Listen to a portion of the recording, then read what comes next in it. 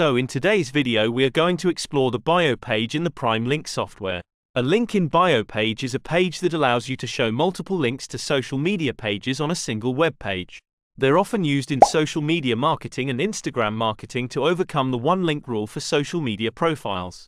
As you guys can see that I have already made a test bio page which is saved in my bio page section, and if you click on the three dots in front of the link, you can then see multiple options like statistics, view bio, set as default, etc., and can use them according to your need. And on the right hand side you can see a short description or a short definition telling you what a bio page is. As I told you earlier that it's a landing page where you can add your social media links. So to create a bio page you have to click the Create Bio button on the top right side, and after clicking on it you can now enter the name and alias name of your bio page in the fields showing below.